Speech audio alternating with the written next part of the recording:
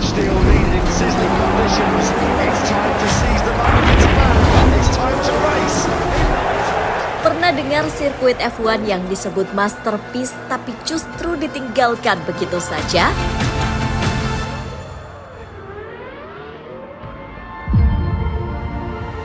Sepang, lintasan legendaris di Malaysia, pernah jadi favorit pembalap dan fans, tapi sekarang kosong. Dulu penuh drama, penuh sejarah, tapi sekarang hanya jadi kenangan.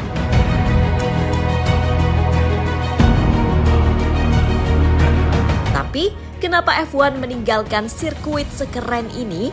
Dan apa peluangnya bisa kembali lagi ke kalender F1? Yuk kita bongkar bareng sejarah gila, cuaca tak terduga, dan keputusan kontroversial yang bikin Sepang keluar dari panggung dunia balap.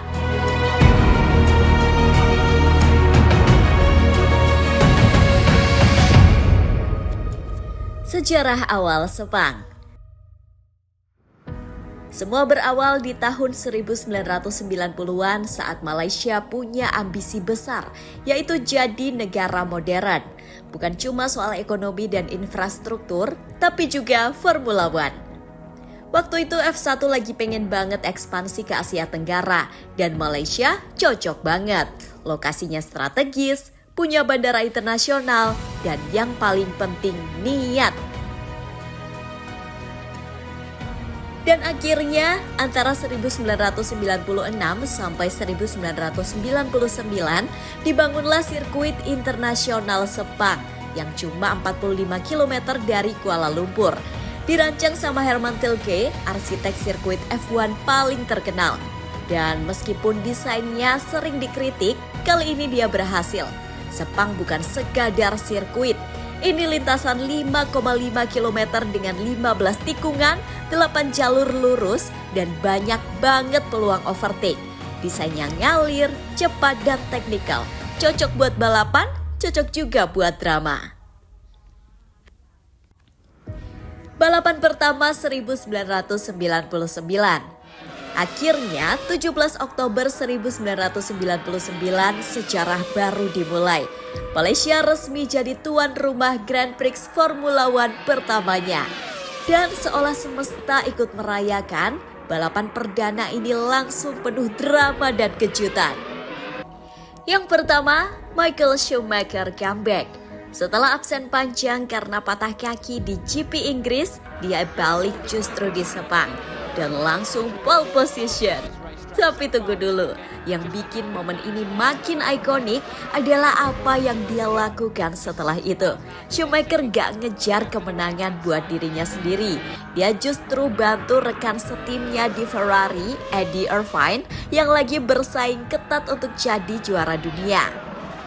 Schumacher kasih posisi terdepan ke Irvine, lalu dengan licik tapi legal dia tahan dua pembalap McLaren, Mika Hakkinen dan David Coulthard supaya Irvine bisa melaju bebas di depan.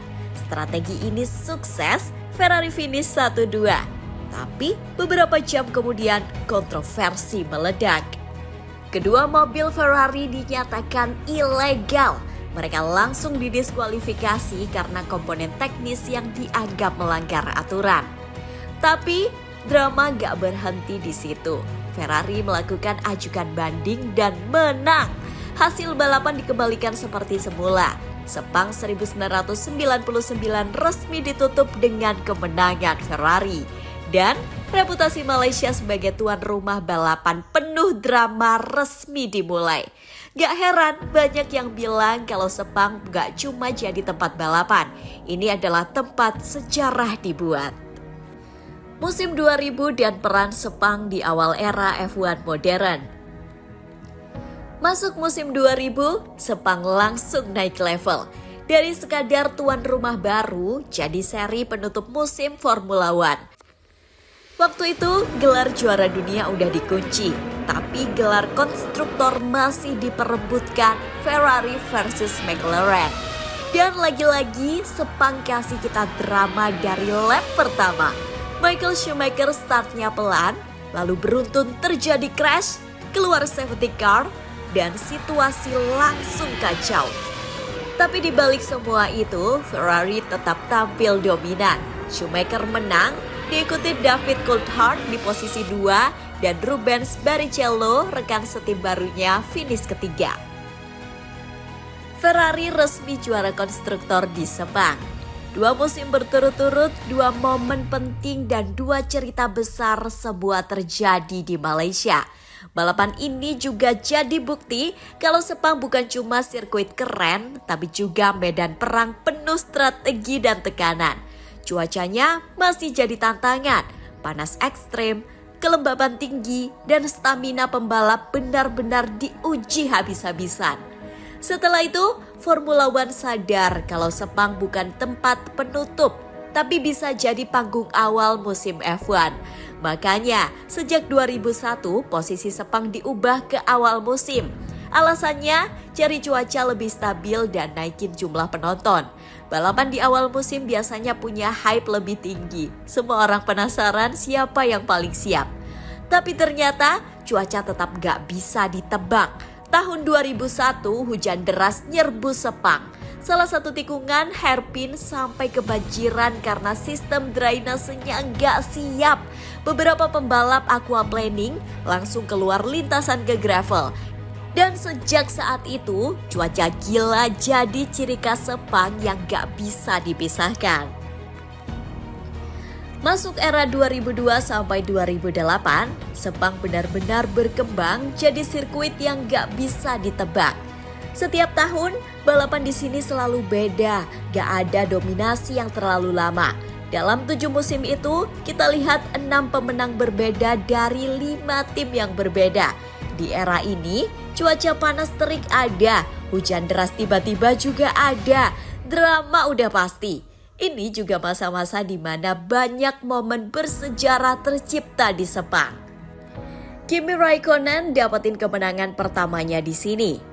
Fernando Alonso raih pole position pertamanya juga di Sepang. Bahkan Jenson Button naik podium pertamanya di sirkuit ini. Dan jangan lupakan momen yang jarang banget terjadi. Williams dapetin finish 1-2 terakhir mereka di sini di tahun 2002. Toyota dapat podium pertamanya di 2005. Dan tim BMW Sauber dapetin hasil terbaiknya di 2008. Semua ini bikin Sepang dijuluki sirkuit kejutan karena siapapun bisa menang asal bisa bertahan dari 2 hal, yaitu cuaca dan tekanan. Tapi di balik semua momen keren itu mulai kelihatan juga retakan pertama. Tahun 2007 bos besar F1 waktu itu Bernie Ecclestone sempat bilang Sepang itu kayak rumah tua, butuh direnovasi. Yang dia maksud bukan lintasannya, tapi fasilitas di sekitarnya. Sepang mulai kalah saing terutama setelah 2008. Karena di tahun itu Singapura muncul. Singapura muncul dengan balapan malam pertama dalam sejarah F1 di tengah kota dengan lampu spektakuler dan vibe yang modern banget. Dan sejak saat itu, sinar Sepang mulai perlahan meredup. 2009 hingga 2017, masa akhir Sepang dan kepergian F1 dari Malaysia. Masuk tahun 2009, Sepang coba bikin gebrakan baru. Rencana awalnya, sirkuit ini mau jadi balapan malam kedua di Asia setelah Singapura. Tapi sayangnya, rencana itu gagal. Yang bisa mereka lakukan cuma menggeser start ke sore hari supaya kelihatan lebih glamor. Tapi keputusan itu berbalik jadi bencana. Grand Prix Malaysia 2009 diguyur hujan deras. Setelah cuma 33 lap, balapan dihentikan, gak dilanjut lagi. Dan karena gak nyampe 75% jarak tempuh, poinnya pun dibagi setengah. Dan ada lagi momen ikonik lainnya. Kimi Raikkonen ke paddock dan santai makan es krim. Sementara balapan dihentikan, dia literally chill makan es krim. Dan di tahun-tahun berikutnya tetap seru. 2010, kemenangan Red Bull pertama di Malaysia lewat Sebastian Vettel. Pada 2012, ada masterclass dari Fernando Alonso di tengah hujan dan kejutan luar biasa dari Sergio Perez yang hampir menang pakai mobil Sauber. Pada 2013, ada drama panas antara Vettel dan Webber. Multi-21 Tim. Yeah, multi-21. 2014, Mercedes mulai era dominasinya. Hamilton menang pertamanya di Malaysia. 2015, Vettel balas dendam, menang pertama kali bersama Ferrari. 2016, mesin Hamilton meledak. Ricciardo versus Verstappen battle ketat. Ricciardo keluar sebagai pemenang. 2017 adalah balapan F1 terakhir di Sepang.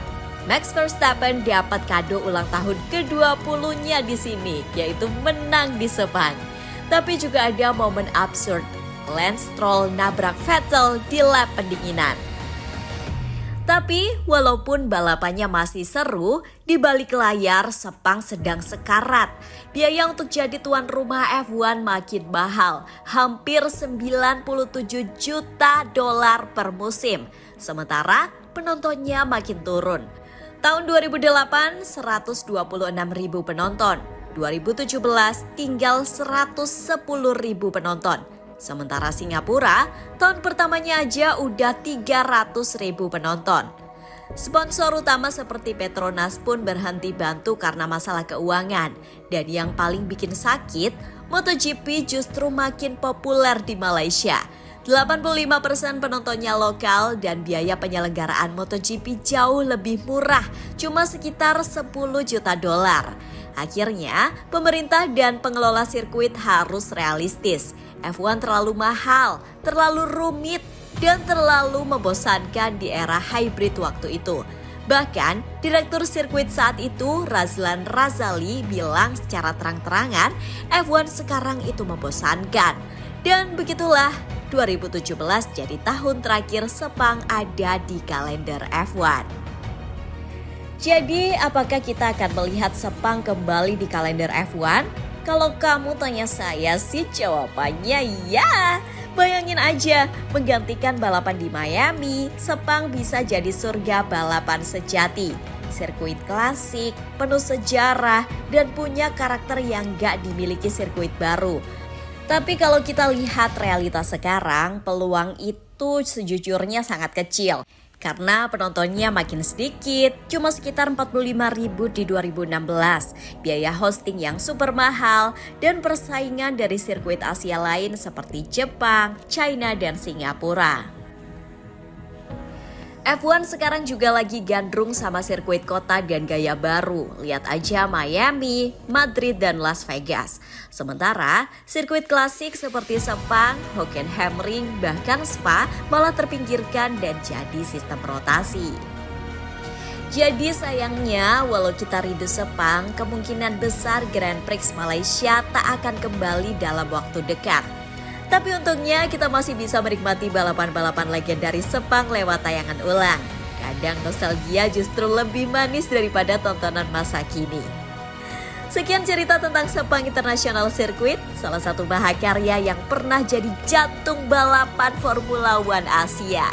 Kalau kamu suka cerita kayak gini, jangan lupa subscribe dan klik like ya. Sampai jumpa di video JTN TV selanjutnya. Bye!